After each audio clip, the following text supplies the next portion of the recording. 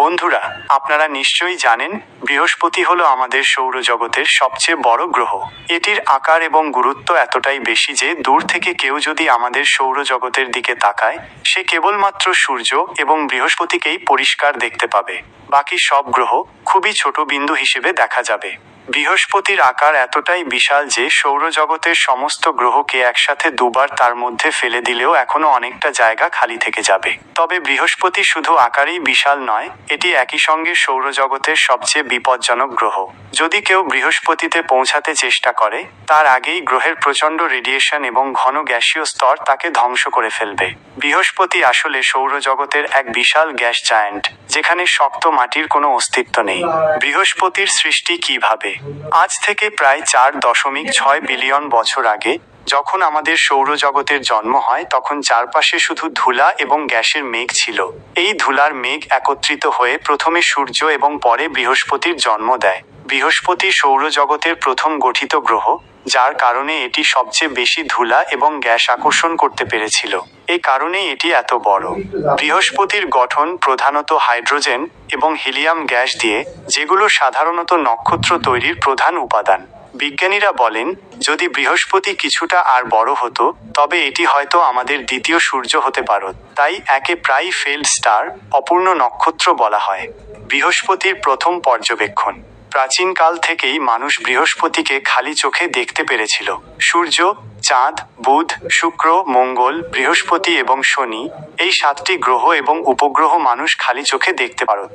তবে 1610 সালে Galileo Galilei প্রথম ছোট একটি টেলিস্কোপ দিয়ে বৃহস্পতির বিস্তারিত পর্যবেক্ষণ করেন।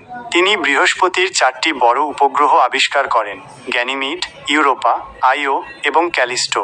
এই উপগ্রহগুলোকে আজ গ্যালিলিয়ান মুনস বলা হয়। বৃহস্পতির গুরুত্ব। বন্ধুরা, অনেকেই জানেন না, আমাদের পৃথিবীতে প্রাণের অস্তিত্ব টিকিয়ে রাখার পিছনে বৃহস্পতির বিশাল অবদান আছে।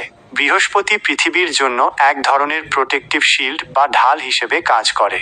সৌরজগতের কেন্দ্রে থাকা অ্যাস্টেরয়েড বেল্ট, গ্রহাণু বেল্ট থেকে ছুটে আসা বিপজ্জনক গ্রহাণুগুলো অনেক সময় বৃহস্পতির শক্তিশালী মাধ্যাকর্ষণ আকর্ষণ করে নিজেদের দিকে টেনে নেয়, অথবা সৌরজগতের বাইরে ছুঁড়ে ফেলে দেয়।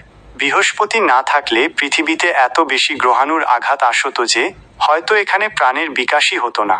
এমনকি বিজ্ঞানীদের মতে ডাইনোসর ধ্বংসের জন্য যে গ্রহাণুটি পৃথিবীতে আঘাত করেছিল, সেটি অ্যাস্টেরয়েড বেল্ট থেকেই এসেছিল। বৃহস্পতির বৈশিষ্ট্য। অবস্থান: সৌরজগতের পঞ্চম গ্রহ। দূরত্ব: সূর্য থেকে গড়ে 778 মিলিয়ন কিলোমিটার। আলো পৌঁছাতে সময়: সূর্য থেকে বৃহস্পতিতে আলো পৌঁছাতে প্রায় 43 মিনিট লাগে। আকার: পৃথিবীর চেয়ে 11 গুণ বড়। এর ভেতরে প্রায় 1312টি পৃথিবী ফিট হবে। মাধ্যাকর্ষণ: পৃথিবীর তুলনায় প্রায় 2.5 গুণ বেশি। দিনের দৈর্ঘ্য: মাত্র 9 ঘন্টা 56 মিনিটে নিজের অক্ষে একবার ঘুরে ফেলে। বছরের দৈর্ঘ্য: সূর্যকে একবার প্রদক্ষিণ করতে 12 বছর সময় লাগে।